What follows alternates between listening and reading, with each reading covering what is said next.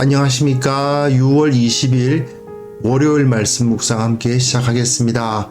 오늘도 우리가 묵상하는 이 말씀을 통해서 우리가 진리를 깨닫고 그 진리를 통해서 하나님께서 주시는 그 자유를 우리가 만끽하는 그러한 은혜가 우리 가운데 충만하기를 간절히 기도합니다. 오늘 본문은 마태복음 12장 1절에서부터 8절까지 말씀입니다. 안식일과 관련되어 있는 말씀인데요. 그저께 그러니까 토요일날 묵상한 것과 연관되어 있는 말씀입니다. 일단 말씀을 읽어보고 그 다음에 오늘 말씀이 무엇을 가르치는지 묵상해 가도록 하겠습니다. 그럼 말씀 보겠습니다. 그때 예수께서 안식일에 밀밭 사이로 가실새 제자들이 시장하여 이삭을 잘라 먹으니 바리새인들이 보고 예수께 말하되 보시오, 당신의 제자들이 안식일에 하지 못할 일을 하나이다. 다윗이 자기와 그 함께한 자들이 시장할 때 한 일을 읽지 못하였느냐? 그가 하나님의 전에 들어가서 제사장 외에는 자기나 그 함께한 자들이 먹어서는 안 되는 진설병을 먹지 아니하였느냐? 또 안식일에 제사장들이 성전 안에서 안식을 범하여도 죄가 없음을 너희가 율법에서 읽지 못하였느냐? 내가 너희에게 이르노니 성전보다 더 큰 이가 여기 있느니라. 나는 자비를 원하고 제사를 원하지 아니하노라 하신 뜻을 너희가 알았더라면 무죄한 자를 정죄하지 아니하였으리라. 인자는 안식일의 주인이니라. 네, 말씀 잘 보셨습니까? 우리가 지금 예수님께서 새로운 시대를 선포하시는 부분을 읽어가고 있고 그 새로운 시대에 대해서 이스라엘, 그러니까 유대인들이 부정적인 반응을 보이고 있는 부분을 계속해서 찾아보고 있습니다. 그런데 그저께 토요일 날 수고하고 무거운 짐진 자들아 다 내게로 오라 내가 너희를 쉬게 하리라 그 말씀을 주셨던 것을 기억하시죠? 안식과 관련되어 있는 말씀이거든요. 예수님께서는 이제 새로운 시대가 왔다. 그리고 이제는 안식의 시대, 참된 안식의 시대가 열렸다라고 선포를 하시는 것입니다. 바리새인들의 가르침에서는 얻을 수 없는 안식을 예수님의 가르침에서는 얻을 수가 있는 것이죠. 그래서 이제는 진정한 안식의 시대, 진정한 완성의 시대가 열렸다 하는 것이 오늘 본문과 내일 본문까지, 그러니까 21절까지가 그 안식과 관련된 말씀이 이어지고 있어요. 물론 바리새인들도 구약 성경을 존중하는 사람들 아니겠습니까? 그리고 바리새인들도 하나님의 나라를 꿈꾸었던 사람들입니다. 그러나 예수님이 가르치시는 안식은 참된 안식, 사람들을 자유롭게 하는 안식인가 하면 바리새인들의 안식은 사람들을 속박하고 자유를 박탈하는 실제로는 거짓된 안식이라는 사실을 우리가 알게 되죠. 오늘 본문 보시면요. 예수께서 안식일에 밀밭 사이로 가실새 제자들이 시장하여 이삭을 잘라 먹는 일이 벌어집니다. 그런데 어떻게 그걸 또 바리새인들이 보았어요. 보시오. 당신의 제자들이 안식일에 하지 못할 일을 하나이다. 안식일에 하지 못할 일을 한다라는 표현이 참 재미있는 표현입니다. 밀밭 사이로 지나가는데 다른 사람의 밀밭을 지나가면서 거기 있는 밀 이삭을 잘라서 먹었다라고 하면 아니 그거 도둑질 아니냐? 라고 생각할 수도 있겠지만 신명기에 의하면 그것은 전혀 문제가 되지 않습니다. 내 이웃의 포도원에 들어갈 때에는 마음대로 그 포도를 배불리 먹어도 됩니다. 도둑질이 아니에요. 그러나 그릇에 담지는 말 것이요. 그 포도를 따가지고 자기 집에 가지고 가서는 안 된다는 것이죠. 다만 지금 배가 고파서 너무 이걸 먹고 싶어서 한두 개 잘라 먹으면 배불리 먹어봤자 몇 개나 먹겠습니까? 그러니까 그 밭에서 몇 개 먹는 것은 도둑질이 아니다 하는 것입니다. 마찬가지로 곡식도 거기에 똑같이 적용이 됩니다. 손으로 이삭을 따서 몇 개 먹는 것은 문제가 없습니다. 바리새인도 이 사실을 잘 알고 있습니다. 그러니까 바리새인들이 지금 제기하고 있는 문제는 밀밭에 지나가면서 왜 남의 밀을 먹느냐 그게 아니고 안식일에 해서는 안 되는 일을 하고 있다고 하잖아요. 이삭을 따면 안 됩니다. 안식일에는. 안식일에 추수를 했다는 겁니다. 아니 지나가다가 이삭 몇 개 이렇게 따가지고 그거를 먹었는데 그걸 가지고 추수를 했다니 그게 말이 됩니까? 그런데 바리새인들은 그것을 매우 심각하게 생각하고 있었던 겁니다. 제자들의 행동을 아주 중한 범죄라고 생각하고 있는 거예요. 난감하죠. 어떻게 이럴 수가 있는가 싶을 정도입니다. 기껏해야 그거 몇 개 뜯어가지고 먹는 것이 뭐 대단한 일이라고 안식일에 추수하는 일을 했다는 겁니다. 그러니 예수님께서 대답을 하시죠. 다윗이 자기와 그 함께한 자들이 시장할 때에 한 일을 읽지 못하였느냐? 다윗이 사울을 피해서 도망을 나오는데 그래도 나름 장군까지 했던 사람이 혼자 도망간 건 아니고 자기를 따르는 사람들과 함께 도망을 나왔습니다. 그런데 이들을 먹일 것이 없어요. 어디로 도망을 갔느냐? 성소로 도망을 갑니다. 그래서 제사장을 만납니다. 그 제사장 이름이 아히멜렉이에요. 아히멜렉을 만나서 뭐 먹을 것 좀 없습니까? 그러는데 마침 먹을 것이 없는 겁니다.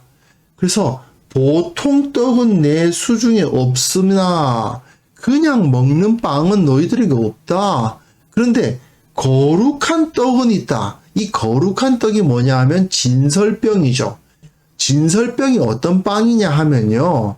그 성소 안에 12덩이의 빵을 진열하게 되어 있습니다. 하나에 6, 또 하나에 6. 그래서 12개를 쌓아 놓도록 되어 있는데 이것을 10분의 2 에바, 그러니까 5분의 1 에바를 사용해서 만든 떡이 12개입니다.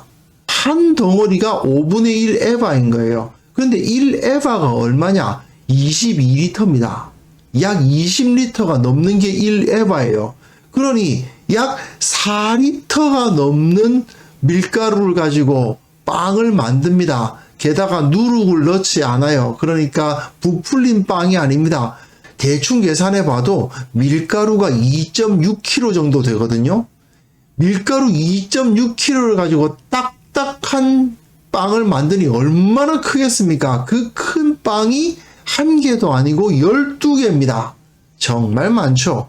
그런데 이것을 제사장들이 먹습니다. 먹는데 너무 양도 많고 딱딱하고 일주일 동안 그 성소에 진열해 놓는 거다 보니까 그걸 가지고 끼니를 하라고 주는 것이 아닙니다. 그냥 하나의 예식으로 그 안에 들어갔을 때 그걸 조금 뜯어가지고 조금 이게 부스러뜨려가지고 먹는 거죠. 그걸 통해서 하나님께서 우리를 살리신다, 우리를 먹이신다 하는 것을 고백하는 행위입니다.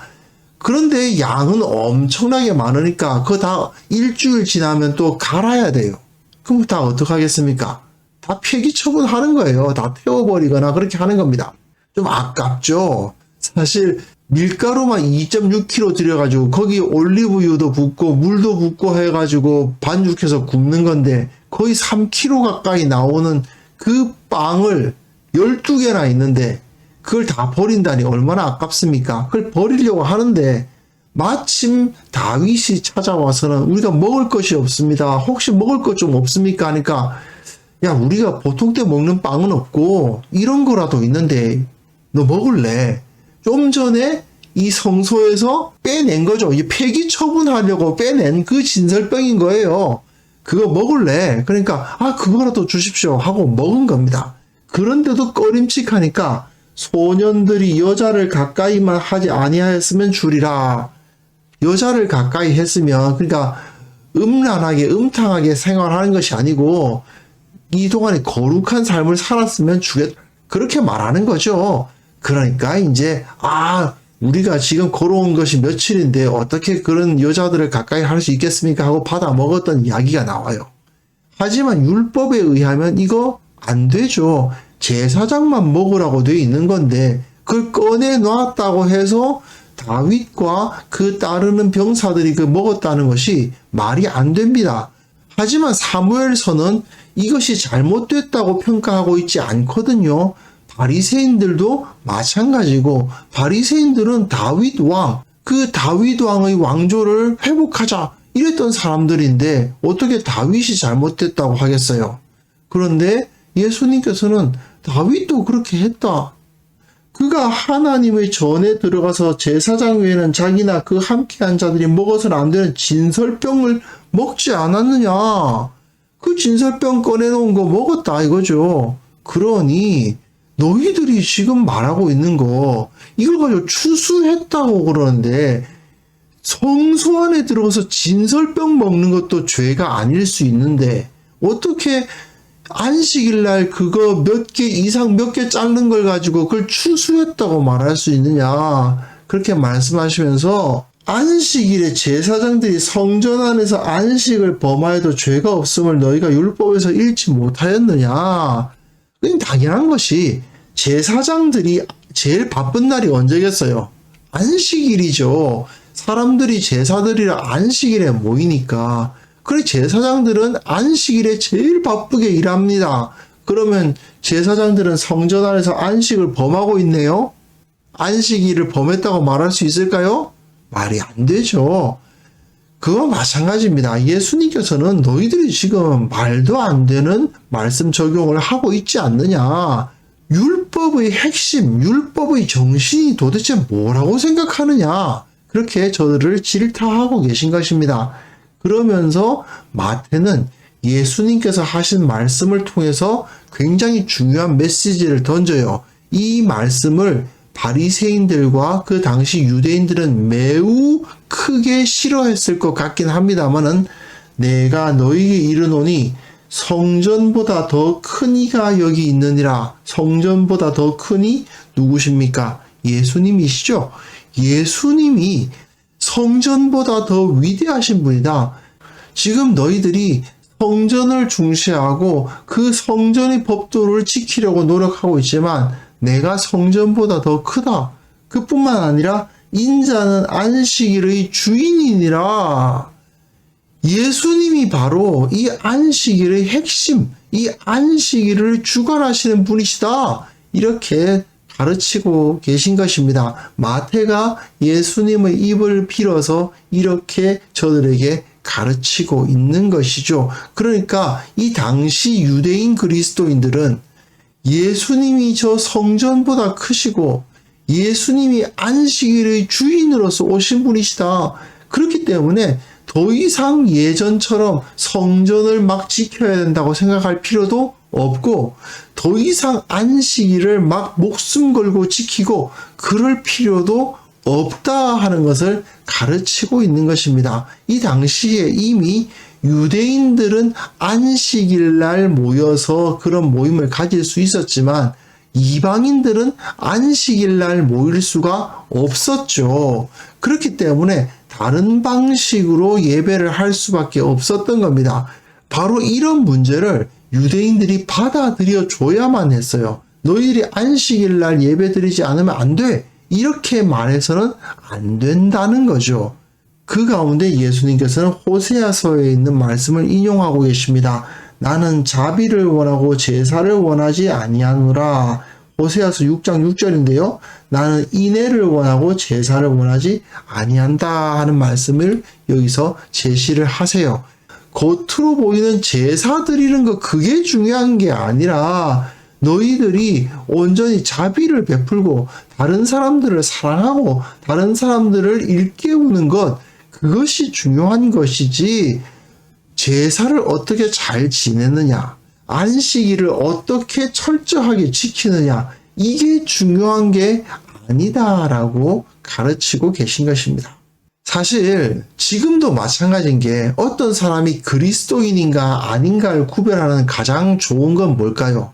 그 사람 주일날 교회 가냐 안 가냐 이거 가지고 구별하면 가장 쉽죠. 이건 유대인들도 마찬가지였던 것입니다. 안식일을 지키냐 안 지키냐가 이 사람이 유대인이냐 아니냐를 구분하는 가장 쉬운 방법이었어요. 그러다 보니까 안식일에 관련된 규정이 너무너무 잘 발달해 있었던 것입니다. 그런데 그렇게 안식일에 대한 규정이 발달해 버리니까 어떤 일이 벌어지느냐? 결과적으로 까다롭고 사람들의 삶을 속박하는 일이 벌어지고 만 것이죠. 문제는 유대인들이 안식일의 정신은 잊어버리고 있었다는 것이 문제입니다. 하나님이 왜 안식일을 지키라고 하셨나? 애굽에서 종되었던 사람들을 이끌어냈지 않습니까? 종에게는 휴일 같은 건 없죠. 그런데 하나님이 이제부터 7일 중에 하루는 무조건 휴일이다. 누구도 일할 수 없다.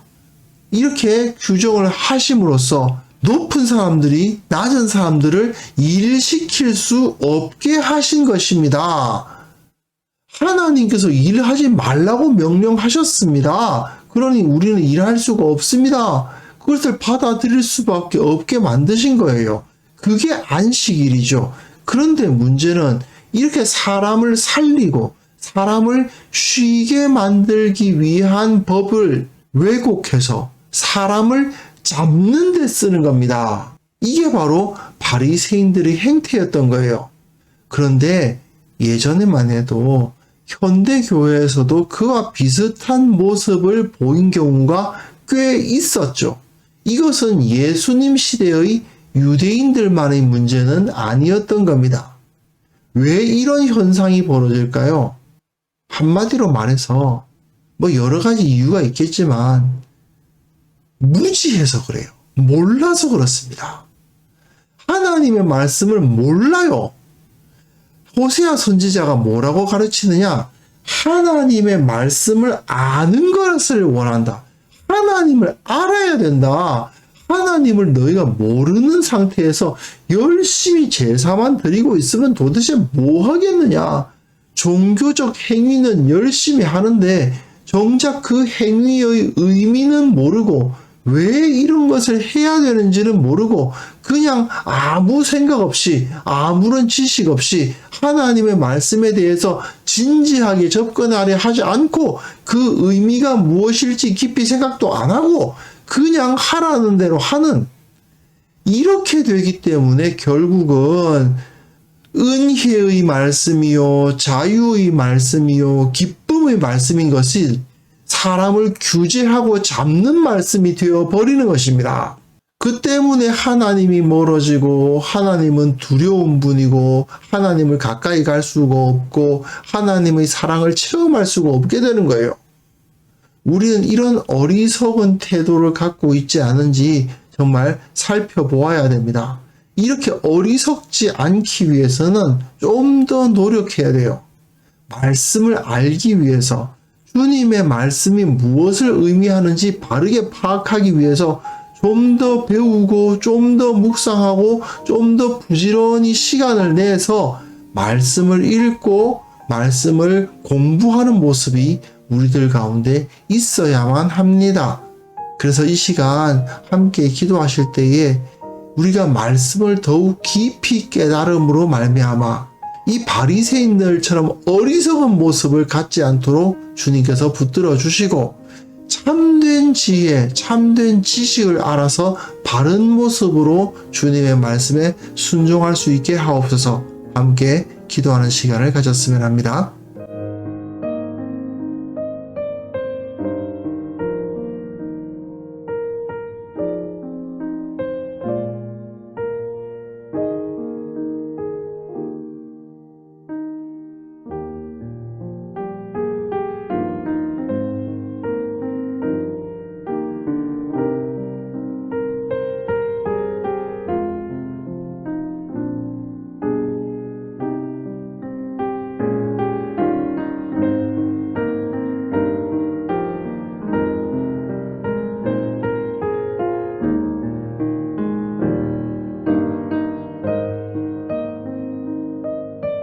하나님 아버지, 우리가 말씀의 진리를 더욱 깊이 깨닫기 위해서 최선의 노력을 다하는 자들이 되게 하여 주옵소서. 말씀을 알아야, 지식이 있어야만 참된 자유를 누릴 수 있다는 사실을 다시 한번 확인합니다. 저 바리새인들과 같은 어리석은 율법주의가 아니라 예수 그리스도의 참된 복음의 진리 안에서 참된 자유를 누리게 하옵소서. 우리 교회의 모든 성도들이 이러한 모습으로 더욱더 성장하여서 우리 교회가 이런 자유의 공동체, 살아있는 공동체, 참 기쁨을 누리는 공동체가 다 될 수 있도록 주님 역사하여 주옵소서. 아버지, 특별히 원하옵기는 한국 교회를 붙들어 주시기를 원합니다. 한국 교회의 성도들이 말씀을 알아야 되겠습니다. 진리를 알아야 되겠습니다. 그 진리 안에서 바른 신앙생활을 할 수 있어야 되겠습니다. 껍데기만의 종교 생활을 하지 않도록 도와주시고, 진리 안에서 그리스도의 영광을 온전히 깨닫게 하여 주시고, 모든 삶을 통해서 예수님 닮은 삶을 살아갈 수 있도록 도와주시고, 이것을 통해서 주님께 영광 돌리는 우리 모두가 되게 하여 주옵소서. 아버지, 오늘 하루도 그리고 새롭게 시작되는 한 주도 주님께서 붙들어 주시기를 원합니다. 주님의 은혜와 사랑이 충만하게 하시고, 무엇보다 매 순간 주님을 더 깊이 알기 위해서 노력하는 우리 성도들 다 될 수 있도록 은혜 베풀어 주시기를 간절히 원하오며 예수 그리스도의 이름으로 기도합니다. 아멘.